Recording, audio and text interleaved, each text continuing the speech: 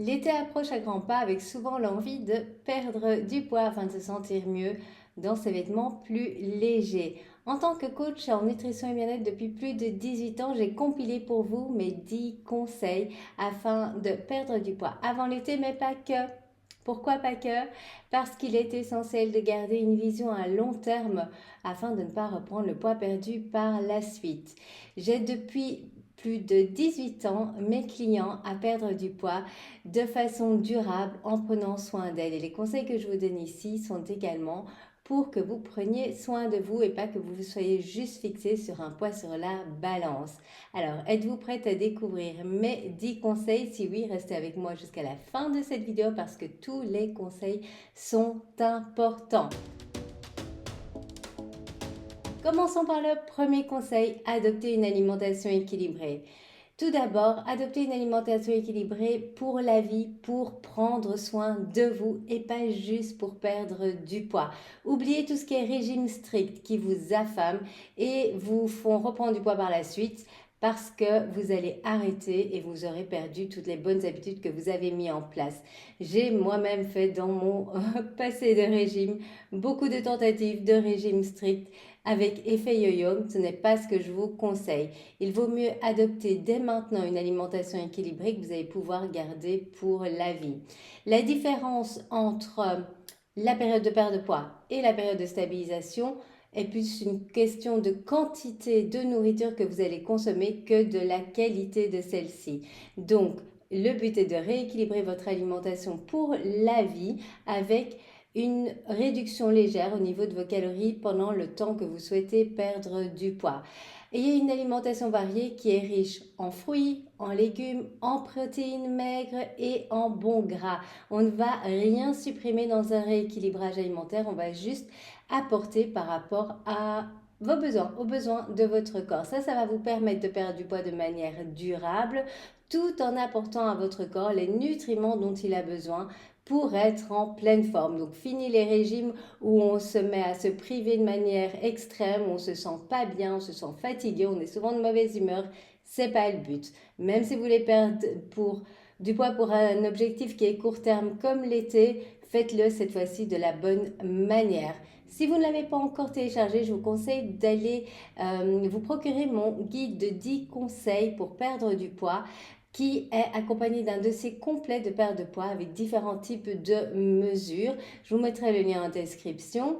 Vous allez pouvoir y voir ma vision sur les habitudes long terme et j'y parle aussi des apports en calories. Donc ce sont des informations encore complémentaires à ce que nous voyons aujourd'hui. Donc comme on a dit, conseil numéro 1, adapter une alimentation équilibrée. Conseil numéro 2, faites attention aux portions. Si vous voulez perdre du poids, c'est par là que ça va passer. Apprenez à contrôler vos portions. On a souvent tendance à manger plus que ce que notre corps a besoin.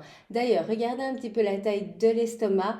À sa taille normale, ce n'est pas très grand et on mange souvent bien plus que ça. Si vous avez l'estomac bien tendu après avoir mangé votre repas, c'est certainement que vous avez mangé un petit peu trop par rapport aux besoins de votre corps. Souvent, on me dit oui, mais j'ai peur d'avoir faim. Je vais vous donner 3 conseils par rapport à cela.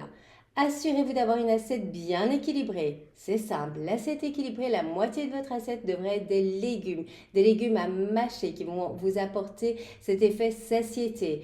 Un quart de protéines maigres, hyper important, ne sautez pas sur la protéine, et un quart de glucides complets de votre choix, que ce soit sous forme de féculents ou de légumineuses.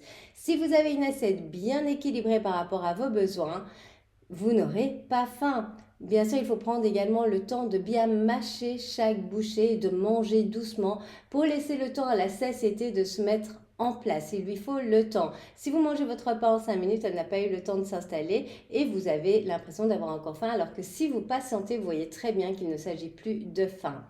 Troisième conseil, si vous avez peur d'avoir faim, c'est de boire suffisamment d'eau tout au long de la journée parce que parfois, on peut penser qu'on a faim alors qu'en fait, notre corps est déshydraté. Mais on reparlera de l'eau tout de suite. Donc, faites attention aux aliments sains également qui peuvent contribuer à une prise de poids si vous en mangez trop. Par exemple, les noix, c'est un bon lipide, ce sont des lipides sains. J'adore les noix, j'en consomme régulièrement.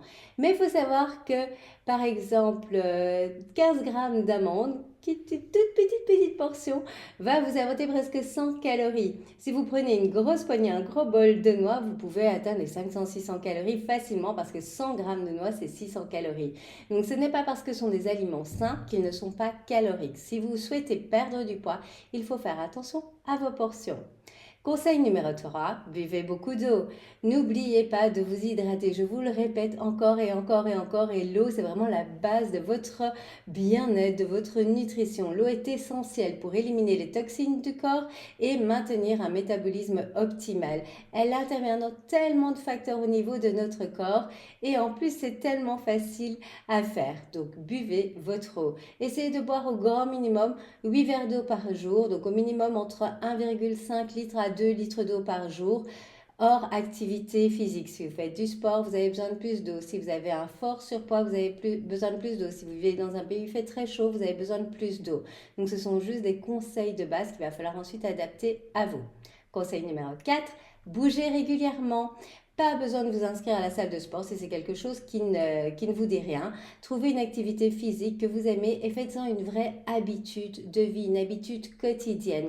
Que ce soit la marche, la danse, le yoga, bougez votre corps régulièrement vous aidera à brûler des calories en plus, à tonifier votre silhouette et surtout à vous sentir bien dans votre peau.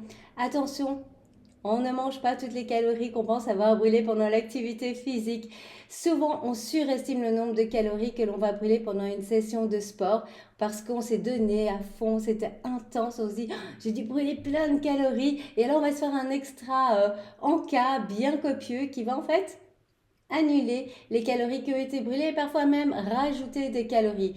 Donc comment est-ce que moi je vois l'activité physique? Je ne la vois pas comme un boost de la perte de poids, mais plutôt une façon de prendre soin de soi et de redessiner son corps. Donc pour les calories de l'activité physique, si vous en faites de manière normale, je vais dire de manière pas intense, normale, voyez ça plus comme un bonus, les calories que vous allez brûler.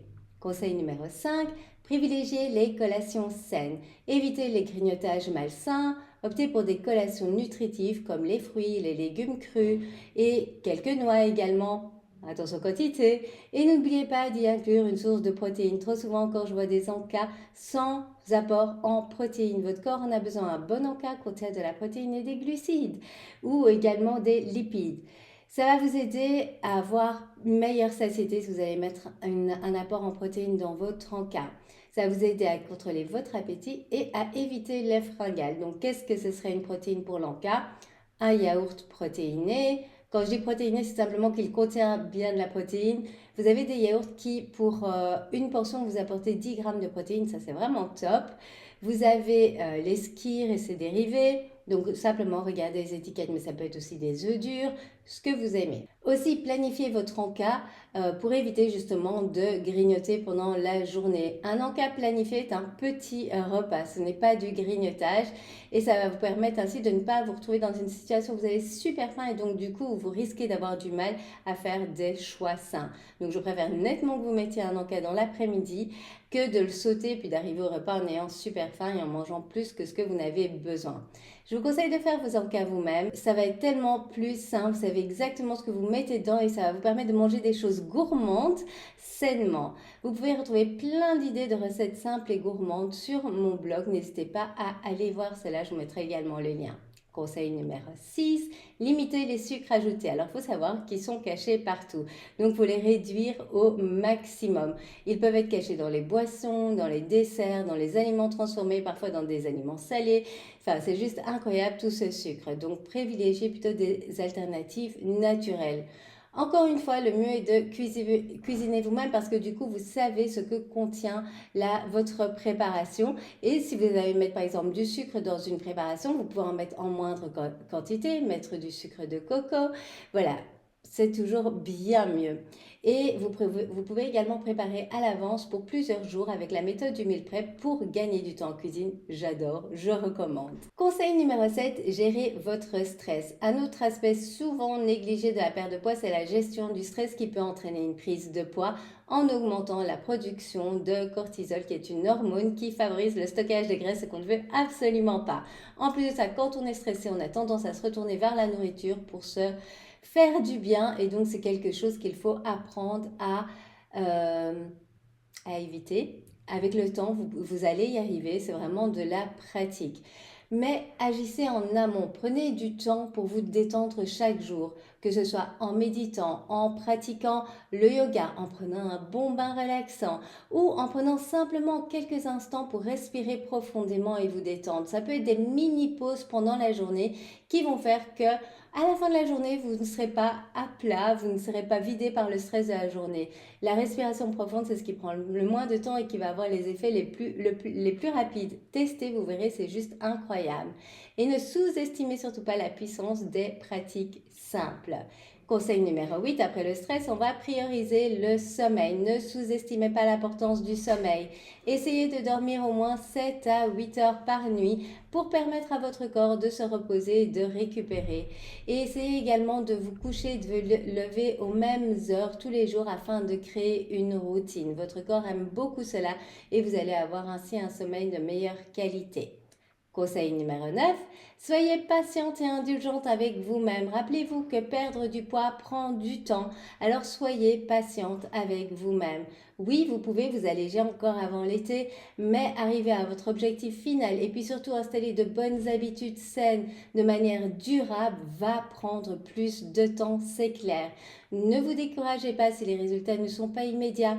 Analysez ce que vous faites, ajustez ce qui a besoin d'être, testez à nouveau jusqu'à se trouver ce qui fonctionne le mieux pour vous. Et rappelez-vous surtout que chaque petit pas compte parce que accumuler, ce sont ces petits pas qui vont faire vraiment la différence.